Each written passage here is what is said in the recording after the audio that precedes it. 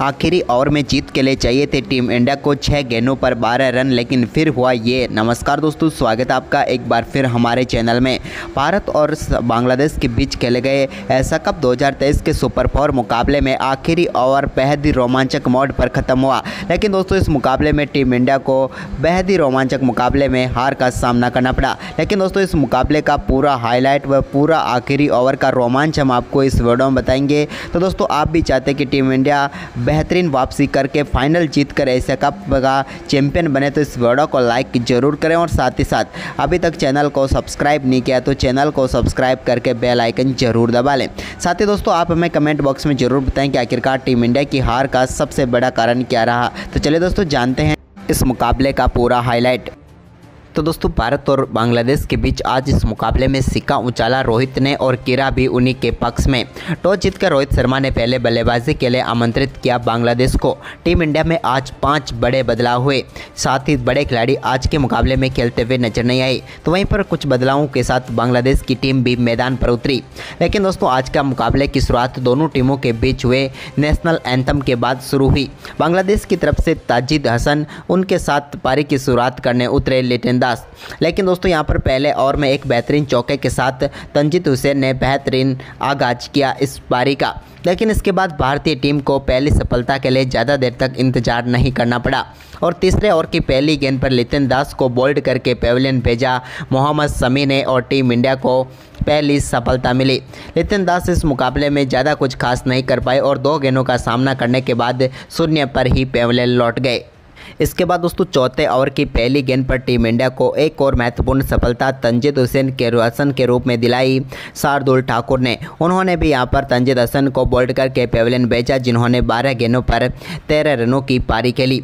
इसके बाद दोस्तों अनामुल हक यहाँ पर अच्छी बल्लेबाजी कर सकते थे आज के मुकाबले में, लेकिन वो एक ख़राब शॉट खेलने के चक्कर में अपना विकेट गंवा बैठे और केएल राहुल ने उनका बेहतरीन कैच पकड़ा और वो भी 11 गेंदों पर 4 रन बनाकर शार्दुल ठाकुर का ही शिकार बने और टीम इंडिया को तीसरी सफलता छठे ओवर की चौथी गेंद पर ही मिल गई। हालांकि इसके बाद मेहंदी हसन मिराज के कुछ कैच जरूर ड्रॉप हुए, लेकिन इसके बाद मेहंदी हसन मिराज जो कि अच्छी बल्लेबाजी करने की लाइन पर आ गए थे, एक बेहतरीन चौका उनके बल्ले से देखने को मिला।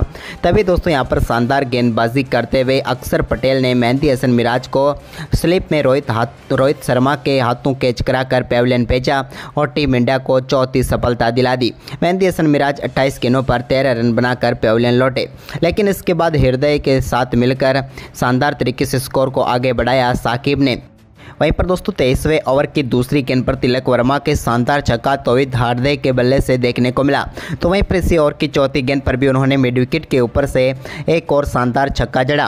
वहीं पर इसी दौरान साकिब अल हसन के बल्ले से भी कमाल के चौके देखने को मिले। साथ ही 26वें ओवर की चौथी गेंद पर उनके बल्ले से निकले शानदार छक्के ने उनका ओडीआई में एक और शानदार अर्धशतक पूरा कर दिया।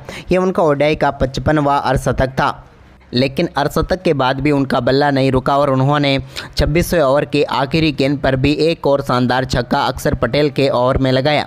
इसके बाद दोस्तों एक बार फिर 31वां ओवर डालने आए जडेजा के ओवर में भी कमाल की बल्लेबाजी देखने को मिली साकिब और हृदय के बल्ले से और दोनों बल्लेबाजों के बीच शानदार शतकीय साझेदारी भी हो गई। लेकिन इस शतकीय साझेदारी को तोड़ा शार्दुल ठाकुर ने जब 34वें ओवर की पहली गेंद पर बोल्ड करके पेविलियन भेजा साकिब को, जिन्होंने 85 गेंदों पर 80 रनों की पारी खेली।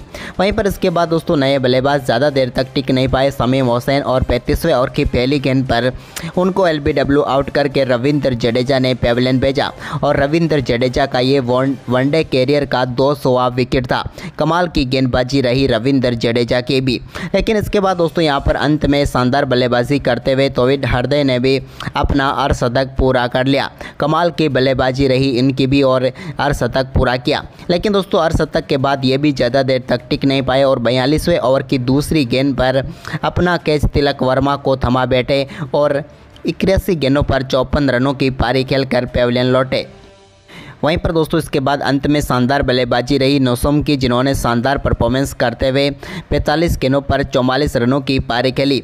नौसम के बल्ले से इस दौरान कई शानदार चौके देखने को मिले। उनके बल्ले से 6 बेहतरीन चौके तो एक बेहतरीन छक्का भी देखने को मिला। लेकिन उनकी पारी को प्रसिद्ध कृष्णा ने समाप्त किया 48वें ओवर की दूसरी गेंद पर। वहीं पर इनके आउट होने के बाद तंजीब हसन साकिब ने एक बेहतरीन छक्का शार्दुल ठाकुर की गेंद पर लगाया और टीम के स्कोर को 250 रनों के पार पहुंचा दिया। वहीं पर अंत में भारतीय टीम के सामने 266 रनों का लक्ष्य रखा।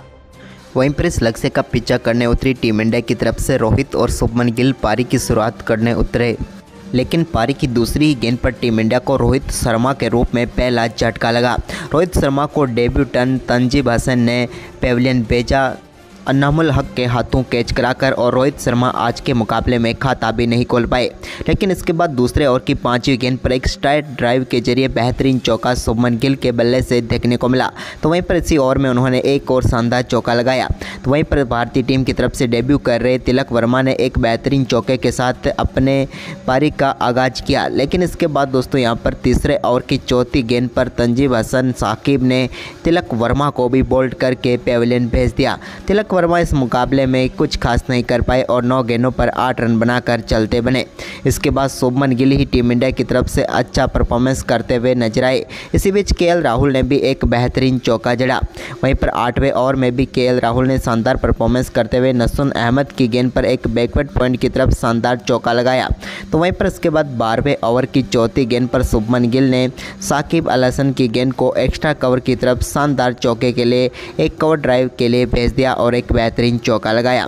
वहीं पर अब दोनों बल्लेबाज टीम के स्कोर को काफ़ी शानदार तरीके से आगे बढ़ा रहे थे। तभी दोस्तों 18वें ओवर की पहली गेंद पर बड़ा शॉट खेलना चाहते थे केएल राहुल मेहंदी हसन की गेंद पर, लेकिन वो सीधा कैच शमीम हुसैन को थमा बैठे और यहां पर पेविलियन भेजा केएल राहुल को मेहंदी हसन ने, जिन्होंने 39 गेंदों का सामना करने के बाद 19 रन बनाए। इसके बाद यहां पर शानदार परफॉर्मेंस करते हुए शुभमन गिल ने 20वें ओवर की आखिरी गेंद पर एक कमाल के छक्के के साथ अपना बेहतरीन अर्धशतक पूरा किया। इनका ये बेहतरीन अर्धशतक था क्योंकि टीम इंडिया इस समय मुश्किलों में थी। वहीं पर इसके बाद दोस्तों टीम इंडिया को 24वें ओवर की तीसरी गेंद पर ईशान किशन के रूप में एक और झटका लगा। ईशान किशन एक रिवर्स स्वीप शॉट खेलना चाहते थे, लेकिन गेंद सीधे उनके पेट पर जाकर लगी और मेहंदी हसन ने उन्हें भी LBW और करके पेविलियन भेजा। उन्होंने 15 गेंदों पर 5 रन बनाए। तो वहीं पर सूर्य कुमार यादव आते ही उन्होंने बेहतरीन चौके के साथ अपना खाता खोला। स्वीप शॉट के जरिए उन्होंने ये खाता खोला। इसके बाद 25वें ओवर की पहली गेंद पर शुभमन गिल ने भी लॉन्ग ऑफ के ऊपर से साकिब अल हसन की गेंद को एक बार फिर स्टैंड में 6 रनों के लिए डिपॉजिट कर दिया। तो इसके बाद दोस्तों 30वें ओवर की दूसरी गेंद पर भी एक बेहतरीन चौका सूर्य कुमार यादव के बल्ले से देखने को मिला। टिप बैकवर्ड्स करले की तरफ उन्होंने शानदार चौका लगाया। तो वहीं पर इसके बाद उन्होंने एक कट के जरिए बेहतरीन चौका थर्ड मैन की तरफ भी लगाया, लेकिन इसके बाद सूर्य कुमार यादव अच्छी बल्लेबाजी कर रहे थे, लेकिन 33वें ओवर की चौथी गेंद पर उनको साकिब अल हसन ने बोल्ड करके टीम इंडिया को एक और करारा झटका दिया और भारतीय टीम ने अपना 5वां विकेट गंवा दिया। सूर्य कुमार यादव 34 गेंदों पर 26 रन बनाकर पेविलियन लौटे। अब सारी जिम्मेदारी रविंद्र जडेजा और शुभमन गिल के ऊपर आ चुकी थी। अब दोनों बल्लेबाज यहां पर शानदार बल्लेबाजी कर रहे थे, लेकिन इसी बीच दोस्तों यहां पर एक बेहतरीन छक्का शुभमन गिल के बल्ले से मेहंदी हसन मिराज की गेंद पर देखने को मिला, जहां पर उन्होंने लॉन्ग ऑन के ऊपर से गेंद को 6 रनों के लिए भेजा। लेकिन 38वें ओवर की चौथी गेंद पर रविंद्र जडेजा के रूप में टीम इंडिया को एक और झटका लगा। रविंद्र जडेजा को मुस्तफिजुर रहमान ने बोल्ड करके पेविलियन भेजा, लेकिन इसके बाद 39वें ओवर की दूसरी गेंद पर 2 रन लेकर शानदार बल्लेबाजी करते हुए अपना एक और शतक पूरा किया शुभमन गिल ने। यह उनके लक्ष्य का पीछा करते हुए पहला शतक था, जो कि कमाल का शतक रहा।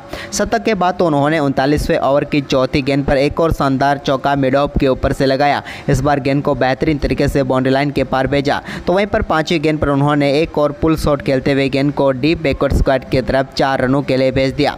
तो वहीं पर इसके बाद दोस्तों कमाल की बल्लेबाजी रही। 44वें ओवर की तीसरी गेंद पर भी उन्होंने मेहंदी हसन की गेंद पर एक और शानदार छक्का डीप मिड विकेट के ऊपर से लगाया। यह भी कमाल का छक्का था। लेकिन दोस्तों इसी ओवर की चौथी गेंद पर वो एक और बड़ा शॉट खेलना चाहते थे, लेकिन इस बार तौहीद हॉर्डे को कैच थमा बैठे और अपना विकेट गंवा बैठे शुभमन गिल। हृदय ने बेहतरीन कैच पकड़ा उनका, लेकिन शुभमन गिल कमाल की बल्लेबाजी करते हुए 133 गेंदों पर 121 रन बनाकर पेविलियन लौटे। उनके आउट होने के बाद यहां पर 45वें ओवर की दूसरी गेंद पर अक्षर पटेल ने नसूम अहमद की गेंद पर एक बेहतरीन छक्का ओवर मिड विकेट के ऊपर से लगाया, जो कि कमाल का छक्का था। जबकि दोस्तों इसी ओवर की 5वीं गेंद पर उनके बल्ले से लॉन्ग ऑन की तरफ एक और शानदार चौका देखने को मिला। अब टीम इंडिया जीत की तरफ बढ़ती हुई नजर आ रही थी। और इसको सबसे बड़ी मजबूती जब लगी तब 48वें ओवर की 5वीं गेंद पर मेहंदी हसन की गेंद पर अक्षर पटेल ने स्ट्रेट डाउन द ग्राउंड एक बेहतरीन चौका जमाया। तो वहीं पर इसी ओवर की आखिरी गेंद पर उन्होंने कमाल का शॉट खेलते हुए एक बार फिर स्ट्रेट शॉट खेला और इस बार भी गेंद को 6 रनों के लिए बाउंड्री लाइन के पार भेज दिया। अब आखिरी 12 गेंदों पर टीम इंडिया को जीत के लिए 17 रनों की जरूरत थी और अब स्ट्राइक पर आ चुके थे शार्दुल ठाकुर। लेकिन दोस्तों 49वें ओवर की पहली गेंद पर शार्दुल ठाकुर का कैच मेहंदी हसन मिराज ने पकड़ा और मुस्तफिजुर ने उन्हें पेविलियन भेज दिया। इसके बाद दोस्तों अक्षर पटेल ने ओवर की तीसरी गेंद पर एक बेहतरीन चौका एक्स्ट्रा कवर की तरफ लगाया, लेकिन इसी ओवर की चौथी गेंद पर वो एक और बड़ा शॉट खेलना चाहते थे, लेकिन इस बार गेंद सीधे लॉन्ग ऑफ के हाथों में थमा बैठे और भारतीय टीम को बड़ा झटका लगा अक्षर पटेल के रूप में, जिन्होंने 34 गेंदों पर 42 रनों की पारी जरूर खेली, लेकिन वो टीम को जीत के महज थोड़े दूर छोड़कर चले गए। इसके बाद दोस्तों आखिरी ओवर में टीम इंडिया को 12 रनों की जरूरत थी, लेकिन इस ओवर की शुरुआती 3 गेंदें डॉट रही, जबकि चौथी गेंद पर एक बेहतरीन चौका मोहम्मद शमी के बल्ले से और मिड विकेट के ऊपर से देखने को मिला, जबकि 5वीं गेंद पर यहां पर रन आउट हो गए मोहम्मद शमी और टीम इंडिया को इस बेहद ही रोमांचक मुकाबले में 6 रनों से हार का सामना करना पड़ा। तो दोस्तों आपके हिसाब से आज टीम इंडिया की हार का सबसे बड़ा कारण क्या रहा है? हमें अपनी राय कमेंट में दें और इस वीडियो को शेयर करें। धन्यवाद।